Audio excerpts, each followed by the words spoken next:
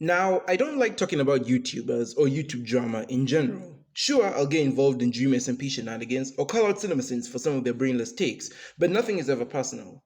However, I do talk about Star Wars a lot, and this video by the YouTuber Braeden Alberti certainly puts things into perspective. I have never been stumped this much by someone who claims to be a fan, yet lacks such a basic understanding of the Star Wars mythos, even disregarding the TV shows. Now, even though I am an infinitely smaller channel, thus the chances of this guy getting harassed are basically zero, I do feel the need to clarify to y'all that you should not harass this guy. If you side with me in this video and some of my more passionate takes or ramblings, please do not go to Braeden's channel and spread hate in my name, even though, again, none of y'all care because I know no one's gonna see this video. Plus, this video is 4 months old, his video that is, it's like 4 months old, so I think it's safe to say I'm a little bit late to the party in calling him out, so the entire thing is just irrelevant at the end of the day. I just felt the need to make this. Now, in this video, I am going to debunk a lot of Braeden's claims about the Ahsoka show, and disprove why he is incompetently wrong in some areas, or how he can't think on a point for more than 2 seconds. Do not be fooled. His video on Ahsoka is not meant to be a sarcastic critique of the show, but a disingenuous rant video disguised as a goofy haha nitpicker, and I want to expose it to the best of my abilities. Mostly because he just keeps getting stuff wrong, and at a certain point, you start to think it's on purpose. Keep in mind, I never wanted to make this video. I tried explaining my grievances in his comment section numerous times. Yeah, hell, I uploaded this video script in there only for it to get deleted. Whether or not Braeden deleted this himself, my voice did not end up getting heard, which is why I resorted to this. Another thing to keep in mind is that I'm not defending or shilling for Ahsoka. I've acknowledged on my main channel numerous times that it has flaws. And again, I wasn't even going to make a response video and just let Braeden's takes roll off my back. But when I hear takes like these, they continue to establish Sabine as a sucky dumb Force user. She suggests that maybe she just can't use the Force, to which Ahsoka responds by saying that the Force is in all living things, and there's an implication that anyone can use the Force with enough talent and training. This is a nice and subtle little retcon that just might open the door for anyone and everyone to use the Force, meaning most of, if not all of your favorite Star Wars characters have the potential to become Jedi now, regardless of their background. Isn't that exciting? This change also speaks to the show's uniqueness, because it has one of the few writing styles out there that actively gaslights you while you watch it. retcon? Gaslighting? The Force is what gives the Jedi his power. It's an energy field created by all living things. It surrounds us, penetrates us, it binds the galaxy together. I feel the need to call them out. So yeah, to avoid getting my video copyrighted to hell, I'll only play the clips that matter / will be debunked while skipping over what I don't need. I really don't need to steal this guy's whole video. Oh, and for those wondering why I'm only addressing part 2, I didn't have much issue with part 1 as he critiqued that show mostly in its own vacuum. That and a lot of the problems I have with part 1 are repeated in part 2. I will probably cover part 3 though, as I'm sure a lot of its problems here have been repeated there as well. So without further ado, let's get into it. We then find out that an enemy spy is literally standing 10 feet away listening to all this. Ahsoka probably could have used her Force powers to sense him, or she could just look around, but it's a good thing she didn't, because now the plot can move forward. The enemy spy is a droid. Ahsoka can't sense non-living creatures. You know how I know this? The Force is what gives the Jedi his power. It's an energy field created by all living things. It surrounds us, penetrates us, it binds the galaxy together. It's an energy field created by all living things. Since the droid is a non-organic / living thing, Ahsoka cannot connect with it. Don't worry about me. I'm not. Good. Should I be? Then Ahsoka doubles down and is like, you better be ready to abandon your friend Ezra, because our feelings shouldn't get in the way of doing what's right. One could argue that this is out of character for her, but another could argue that continuity isn't a priority for these writers. In that situation, Ahsoka was able to heal Rex without being a detriment to her health or the health of the entire galaxy. True, she was operating on a ticking clock, but again, she was the only one at risk. In this case, Ahsoka is telling Sabine to not put everything on the line for Ezra, because if they fail, not only could they die, but if they bring Thrawn back, the entire galaxy is at stake for the Galactic Civil War. You yourself pointed this out. The big thing here is that these are two completely different contexts with two completely different scales involved. Girls go back to what they were doing before and go out to find the map, but not before Droid Friend dishes out more epic foreshadowing. May I make one request of you both? Stay together. You always did better that way. I wonder what will happen. I'm playing this clip now only because I will slightly debunk it later on, but also because it's going to be very important for the next video in his part 3 series, because wow, does he miss a lot. Come on, woman, let's go. Show some urgency. Last time you left your apprentice to fight alone, she got a hole in her lung. Yes, because that's clearly where the lung is located. And then he dies. Okay. Now, kids, this in the movie industry is called foreshadowing or setup and payoff. Here we just got a scene where Ahsoka shows her skill as an experienced Jedi while also enhancing later on how strong Baylan truly is. Here we get to see she barely struggled against Marok, but later on she struggles against Baylan. This just goes to show how strong he truly is. Again, giving you context without the need of dialogue. Show, don't tell. What is Braeden's reaction to this? Okay. And now, This guy is supposed to be a serious critiquer, guys. I know what I said earlier, that he always puts on this facade of goofy ha-ha-ness, but he also points out like real criticisms of the show. So clearly, some part of him takes this seriously. The fact that he doesn't understand the basic concept of show don't tell is very alarming to me. Okay. and now it's 2-on-1. With this advantage, our heroes could take down Darth Eilish in no time at all. Go! Get the map! Got this. Oh, okay, never mind. I guess that would have made too much sense. Stay together. Picking on Ahsoka and Sabine not staying together is weird. Obviously, they think they work better separated, but their joint arc literally ends with them realizing that they need each other. This has been said as much in previous episodes. Pay attention to the show you're critiquing. She's not the one who needs to hear it right now. You're both difficult. I always thought that made it work. Still, you need to help each other. Yes, she does. Now get some rest. The witch looks at some stuff. Rock attack. Then Sabine gets defeated by an elbow, but then she uses the Force to quite literally bitch slap her enemy. Then Sabine Okay, that's funny. You see, that's a good example of using a goofy, haha, sarcastic voice, because we know that's not what happened, but hey, you were able to make a good joke out of it, instead of, blatant scene manipulation, which we'll get to. It makes a big boom that kills all the rebels that don't have names. Again, keep this scene in mind for his next video. Episode 5. This one is mostly filler, but we'll still cover it just so you guys at home can stay in the know. Ah yes, the episode focusing on Ahsoka's character in the show called Ahsoka is filler. The ability to speak does not make you intelligent. It's not like death matters in this universe, so who cares? It's also worth pointing out here that the droid next to the child is Chopper. Chopper is basically a ratchet R2-D2, who has a bad attitude and is thrown together with scraps, because the rebels had limited resources to maintain him with. But now that the war is over, and the rebels have all the money and power they could ever want, he's still ratchet because he has to maintain his brand. Or Chopper doesn't want an upgrade because it's shown droids have their own autonomy to an extent, and Hera doesn't want to hurt or change someone she considers family. We then cut to Ahsoka while she's in the whimsical bullshit realm, where somehow Anakin has returned, but he's technically not really back because this is sort of a dream and it's kinda not real, but it is real enough for them to be able to wheel out Hayden Christensen anytime they want now, with him talking and acting as if he were still alive. So it's basically the same thing. Want more Anakin scenes? Just give Ahsoka more half-dreams. Hey, if you watched Rebels, the cartoon you've been referencing and claim to have actually watched, then you know that this is the world between worlds, a force-filled place where time and space converge, so it would absolutely make sense for Ahsoka to see Anakin here. We literally see Ezra save Ahsoka and try to save his master in this exact same place. But who am I kidding? Self-reflection and confronting your past is for wusses, right? Little boy activates his bullshit feeling powers in order to move the plot forward. Then he teaches his mother how to use the Force, because that's just a thing we can do now. This pilot... Roll the clip. The Force is what gives the Jedi his power. It's an energy field created by all living things. It surrounds us, penetrates us, it binds the galaxy together.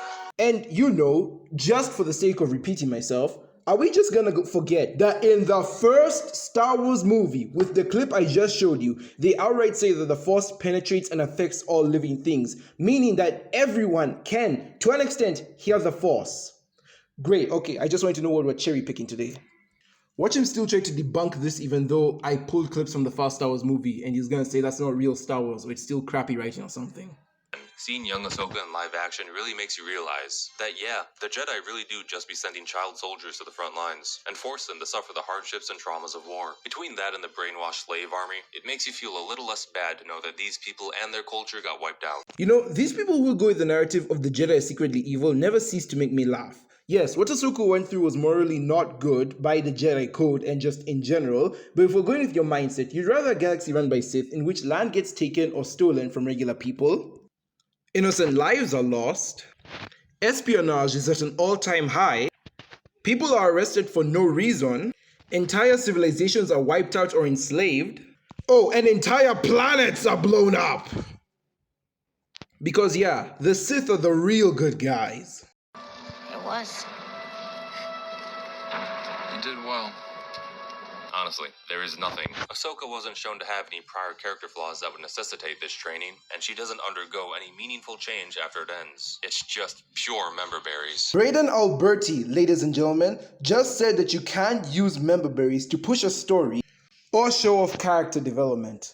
Well, I guess it's true since Braeden said so. Also, you would know why Ahsoka needs this training or has these prior character flaws if you watch the other shows. I'm not saying you need to watch the other shows to understand it, but this is clearly something that has been established for Ahsoka. The only impact this dream has on the overall story is that by the end, Ahsoka says this: I choose to live. She literally learns that she can live free from Anakin's influence or out of his shadow. This is exemplified by the fact that characters and the audience overall still address her as Anakin's apprentice, who will turn out like him, until the end of the season, of course, when she finally comes into her own and feels comfortable in her own skin. But show don't tell is for dorks, right? I mean, who believes in that nonsense? I mean, it's not like this clip exists. Still, I know you. Because I knew your master. I concluded your strategies would be similar. One wonders just how similar you might become. And then she suddenly revives herself after having been drowning under the ocean for the past 24 hours. Did we even watch the same episode? She was in the world between worlds, a place you can physically go to, again, if you've seen Rebels, which you claim to have, though I highly doubt that, and hence wouldn't be drowning until Anakin sent her back. Though to be fair, they did leave whether or not she was really in there up for interpretation, but I've never heard someone look at it from that angle. Yo! Suddenly, a pilot dives into the water to rescue Ahsoka. She doesn't need any level of safety equipment to help her perform this rescue, because she's a strong, independent woman that don't need no air. Ahsoka. Ah yes, the person I was looking to save is drowning. Let me put on some scuba gear, which will take more time, so I can save her efficiently after she's dead, because I'm a strong, independent woman who don't need no air. She then activates her bullshit powers to advance the plot. Psychometry was an ability established both in the Clone Wars TV show, another show you claim to have watched, and the Jedi Fallen Order video game. However, I guess since this is the first time you've seen it, the writers completely pulled it out of their butts. Hello? Hello? Anybody home? Hey, think the flying thing. Then opens up its mouth and Ahsoka hops in. Why does she do this? You're certain they know where Sabine was taken? I have no idea. I'm sorry, what? No idea. We'll just see where it goes. Ma'am, are you out of your freaking gourd? Are you fucking mad? Why is this Finding Nemo all of a sudden? What sort of dots do you have to connect to draw this conclusion? Her method of finding Sabine, who just left the galaxy, was to stand there and look around until she saw a whale. Then she stuck her hand out at the whale, which apparently yielded 0 results, despite taking up tons of screen time. Then she crawled in its mouth, and just sat there, hoping that it would take her exactly where she wants to go, which just so happens to be outside of the galaxy, by the way. She's just gonna park her ship on the whale's tongue, while everyone else ogles at them because of how beautiful they are. Then the space whales are going to make hyperspace jumps, which is another whole can of worms we have to unpack, and our heroes are just going to sit there and hope that everything works out fine. And guess what? It does work out exactly how they hope it would. They get transported to the exact location of Thrawn and Ezra in this new galaxy. Thrawn and Ezra are both still there, still alive, and this new environment is just as safe and hospitable as any other planet in the first galaxy. Isn't that just convenient? I let this clip play out in its entirety just so I could show you why I even made this video in the first place, because bro really does not take 2 seconds to think on a point before calling it a flaw. Yes, there are complaints to be had with the Purgle scenes, and I fully agree with you that there are some things you can nitpick and pull apart. However, you can't just spout random bullcrap and expect me to agree with everything that you said. For one, it's not like Ahsoka went in on blind faith. In episode 3, which I know you watched, I saw the first video, it's still on your channel, she learns that they can travel galaxies, but you decided to ignore that detail for the funny, I guess. 2, Sabine just left for the nearest galaxy. Ahsoka decided to use the whales that can migrate galaxies. Sometimes, my dude, 2 plus 2 is 4. There is nothing crazy about that. 3. Ahsoka did not just put out her hand and did not yield any results from the Purgle. She connected with the Purgle through the Force, it opened its mouth for her, and she hopped in. She didn't know where the Purgle was going specifically or if it would take her to the right place, but she clearly did manage to communicate with it to tell it to send her to a new galaxy or to ask it to jump to hyperspace. That's what happened. She asked it to take it somewhere, but she doesn't know if that somewhere is where Ezra and Sabine are. Again, 2 plus 2 is 4, my dude. 4. The Purgle regularly migrate, so it's possible that they know which freaking direction to go when they jump. Now, dear viewers, I won't lie to you. This is some wildly stupid shit, and it makes me angry to know that there are many people out there that defend this crap, swearing that this is good content. With that said... Now, let me debunk his points piece by piece here, because again, Braeden does not bother to spend more than 2 seconds pondering a question before he goes on to complaining about the next thing. This is meant to be a positive review, so atrocious writing and storytelling aside, let's focus on the good stuff. I love that these space whales are a thing. I know that they were introduced in the Rebels show, but seeing them in live action really makes you ponder the... Again, the fact that he doesn't have a problem with them in the animation, but in live action, is what bothers him is really interesting to me. Again, almost as if he's trying to say that animation is a lesser medium and that them existing there is completely fine because he doesn't need to count Rebels as canon. However, because Ahsoka does count Rebels as canon, now he has an issue with it because he's forced to watch real people jumping into a CG whale's mouth. How awesome. This is what I love from film criticism. Implications that intergalactic traveling animals could add to this pre-existing lore. Like, we're just hoping and assuming that these things know where they're going when they make these jumps, but what if they didn't? Keeping the holdo maneuver in mind, what if... That is such a bullcrap wild question. What if they didn't? Genius. They do. That's the thing. It is completely canon that the whales know exactly where they're going. Just like how birds in the real world know where they're migrating to every year, these whales know exactly where they're migrating to when they travel. When you ask what if they didn't, you're asking something that's not in the canon, that's something that's not in the established canon. When you ask what if the whales don't know when they're going when they migrate, you're asking for something that isn't there. This is the most blatant definition of making stuff up just to get mad at your own scenario. Jumps, it always takes the risk that it could either obliterate itself or any foreign object that gets in its path, be it a ship, a planet, or otherwise. Imagine instead Yes, it has been established that it can crash into ships. being blown up by the Death Star, Alderaan got destroyed because a school of space whales accidentally plastered their planet to bits because they randomly decided to careen themselves across the galaxy at the speed of light, and that planet just happened to be in their way. Imagine Darth Vader acting all scary and menacing. Oh my gosh, I guess since I'm addressing a 5-year-old, no, Purgle cannot destroy planets. They're too small for that. At most, they'll probably make a crater with some surrounding fires. In a Star Destroyer, then all of a sudden, whoops, a space whale blasts its way through and turns the whole thing into paste in an instant. Oh. And that is an issue because you haven't given a reason as to why that's a bad thing. If Vader or one of the main characters got destroyed by a Purgle, okay, story over. We wouldn't have a story to tell, my dude. There's no reason to focus on that.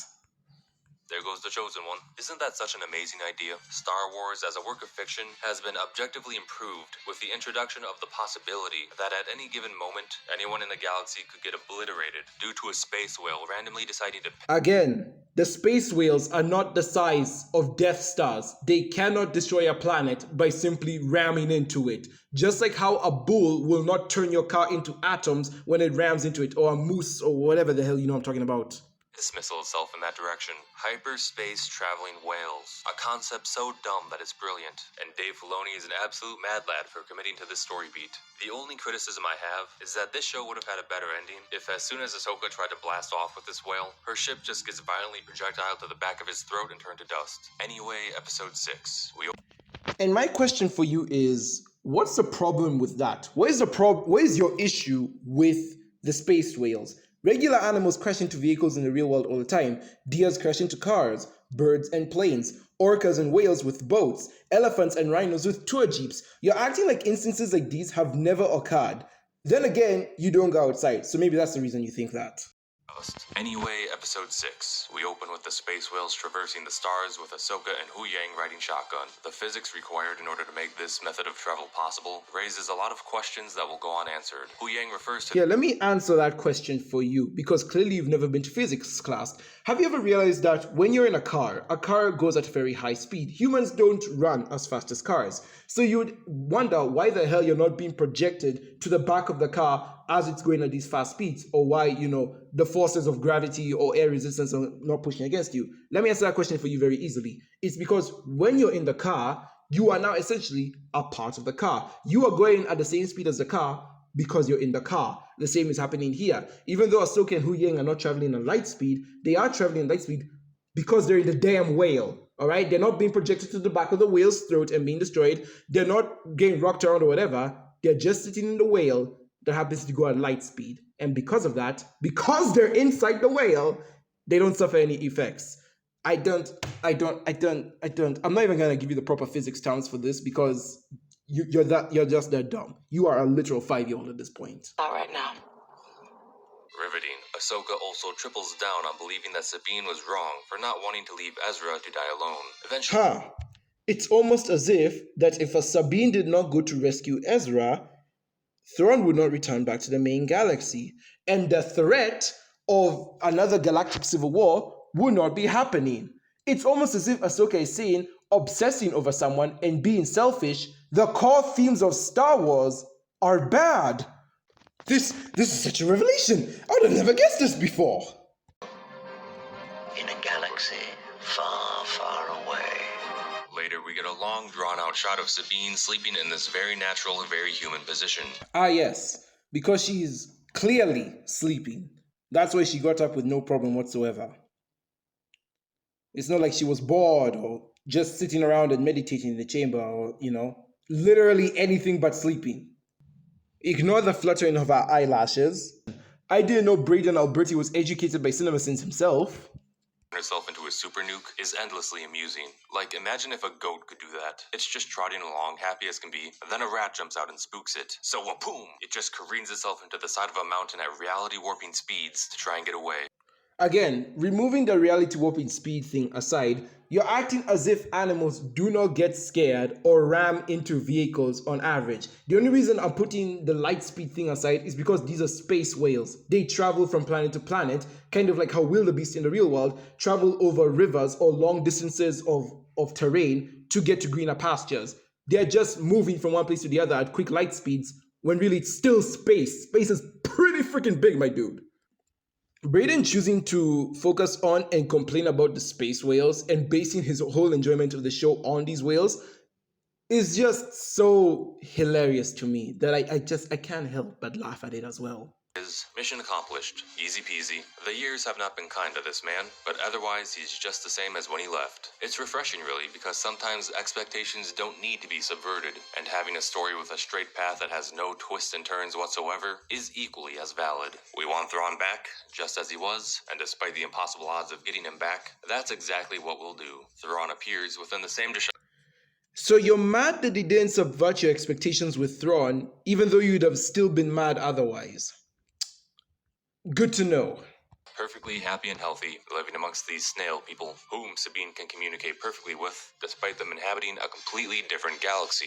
She cannot communicate with them properly. The only word these snail people understand is Ezra Bridger. And that's not them understanding her language. That's just, I wonder why they know his name. Maybe it's because they've been living with him for the last 10 years and probably picked up something from his speech pattern, you imbecilious old fool. Should be noted that the captain hypes this planet up as a dangerous place full of dangerous people. Be warned. Nomads wander this wasteland and prey upon each other for survival. But once she's actually out there, she finds cute little doofy snail people instead. Expectations subverted. Entertainment achieved. Blatant scene manipulation. Again. As you can clearly see, Sabine gets attacked by the nomads before she meets the snail people. It's honestly amazing and hilarious to me the amount of hypocrisy that is rich in Braeden's video. For those who don't know, in his previous video in the series, in part 1, he calls out Disney for, having continuity errors. But, they know very well and clear that no one's going to go back to watch the old movies and shows to prove them wrong. So they'll just say whatever and FaZe will eat it up. He even calls them out for gaslighting, which you saw earlier in the video. Yet here, he straight up edits out videos and clips that he knows will compromise him and his points. He is such a hypocrite. Not sure why he needed her to do it. Finding Ezra seemed pretty easy. She did have to fight some scary guys. Oh wow, look at you contradicting yourself again. It's almost as if you're manipulating your audience. Wow, couldn't be me though. For a long time. Bathroom break. Then she finds the funny snail people, speaks their language somehow. Again, please show me the scene where she was speaking their language. Out the rest of their runtime with drawn-out sequences of forced humor and slow-paced filler. For those who don't know who Ezra is, he is yet another Jedi that survived the reign of the Empire, because apparently we don't have enough of these guys running around. That boy is our last hope. No. There is another. There's another. There's another. There's another. There's another. Ezra wants to know how Sabine... Alright, just to prove your snail brain wrong, once again, Ezra was born post-Imperial takeover and disappeared before the original trilogy, so he really does not count, especially as a traditional Jedi. Grogu is a literal baby who no one knew survived till post-Empire falling, so again, that doesn't count. Don't know what you wanted him to do. Sabine didn't start training with Ahsoka till after the original trilogy, and Ahsoka no longer identifies herself as a Jedi. You know what? Let's even throw in Baylan as well. Baylan is an ex-Jedi mercenary. So, I don't know what you wanted him to do. The Jedi were effectively dead when Yoda made that claim. Not to mention that he didn't know of most of their existences or living statuses at that time. Please tell me, was there anyone else I missed in that rundown? Not to die. I choose to live. And then they respawn at full health. It's Star Wars. Death has literally zero consequence. They're all... Says the comic book guy. Bro, you are not built for Star Wars. Stick to Marvel and superheroes, please. At least then I can acknowledge that you know more than me. And therein lies the issue. The reason I made this video to begin with. Braeden Alberti is a very knowledgeable guy when it comes to comic book content, and he always cites or references the reasons for his argument as to how things could be better. His Marvel videos on She-Hulk and Thor taught me more than I knew previously. However, when it comes to Star Wars, it is very clear that he's out of his depth. Here, he's clearly just riding the hate train that gets him more views. Which is funny and ironic considering this very specific video I'm talking about is his least viewed one of the trilogy. And because I'm responding to a video that has very little views, I hope the claims of me trying to piggyback off someone or milk someone else's channel for views do not come to get me. This is a video that's 4 months old and it's his least viewed video on the topic. There is literally nothing I gain from talking about this. All the wit and criticism from his earlier videos are gone. There is absolutely no research or acknowledgement to the other shows despite them holding his answers. He's missing clear context clues and lacks basic media literacy such as show don't tell. And to clarify, despite Ahsoka being a lore and context heavy show, I'm not saying you need to watch the other shows or do required reading to understand it. I'm just saying that if you're going to criticize it, you must understand that there was a reason or explanation for some of the holes that aren't filled. Like there's a reason why something is explained in the show, and there's a reason why some of the other things aren't. And of course, because it's a Star Wars show, it does expect you to have at least seen the movies and have a basic understanding of the lore, which is why some things don't need explaining, like that damn space whales, which come from another show entirely. The best way I can describe narrative context is like this. Peridia is a new concept to Star Wars in general, thus the show spends a lot of time explaining it. Magic, on the other hand, is an established part of the lore since 2008, so the show doesn't need to explain it as much. The other galaxy is essential to how the Star Wars universe works and is the main concept of the show. The goal is to get there and come back. Magic is just a power the villains use to hinder our heroes. If they replace it with literally any other obstacle or power, it would functionally work the same. Peridia, the new galaxy introduced in this show, is the main focus of the story, not the magic. Braeden, I am speaking to you now, personally, me, Penguin Ninja, to you face to face. It is absolutely fine to not like Ahsoka. Hell, it is very valid to not like Disney Star Wars in general. That is your subjective opinion and no one can take that away from you. However, all I ask is that when you review the show, you make up your mind on it and acknowledge all the facets of your argument, not just the points that help you. Either you review it as a standalone project or as a sequel to Clone Wars and Rebels. If you talked about it as its own thing, half of my complaints against you wouldn't even exist. But since you cherry pick information from the other projects, I have to call out your disingenuity by proving your claims wrong. Not to mention your blatant scene manipulation just so you can lie to your audience and pretend you have a high horse to stand on, which you do not. Ahsoka cannot be talked about as a normal show. In order to truly criticize it, you need to have the context of the animated shows. Content I am not convinced you have watched. Much like other grifter YouTubers like The Critical Drinker, I believe you only say you've watched them only to rally and gain longtime fans on your side, which is scummy as all heck. But then again, you are another one of the grifter YouTubers who like to manipulate stuff, so I guess this isn't below you. There are like 5 other Star Wars shows that are more poorly written and have less content backing them up that you could have critiqued, but you chose this one because it was recent and popular, and We've got to have money. You've got to have money. I say this because as a person currently going through a course that teaches the importance of research and argument, you cannot spread misinformation like this, especially with a large platform you have. Large compared to me, obviously. Otherwise, you get comments like this. This is the most brainless thing I've seen in the past year alone, and I could spend a whole other video dissecting why it's so dumb and how you should not have this represent the audience. Anyway guys, that was my debunking video. Hopefully, but very much not likely, he can see this and learn from his mistake. And maybe, just maybe, we can all have proper, respectful Star Wars discourse in the future. This whale, and she undergoes some training to kill some time. This is a wise thing for her to do, because she's apparently so rusty that she forgot which part of her lightsaber is the stabby bit. Fortunately, these minds pale in comparison to the great power of the mighty space whale, so naturally, Ahsoka decides that now is a good time to abandon the safety of the space whale, so that she can struggle to avoid the danger herself, and feed us the illusion that something exciting is happening on screen. It's lucky that she did this as well, because the space whales immediately hyper-jump away, and his plan is to throw an easily defeatable batch of stormtroopers at them. So wise, so original. Darth Santa and Darth Eilish are also still in this story, and their master plan is to split up and attack with an easily defeatable squad of bandits. This is a great plan, because it'll pad out the episode to a 40-minute run put into words. But the best way to describe it is to say that this show has no soul. It has no purpose for its existence, other than to fill a time slot in Disney's production schedule. Nothing within this show means anything. There is no theme, there is no lesson being taught, there is no deeper commentary to be had beyond the surface level. Yeah, never mind, I'm gonna end this man's whole career.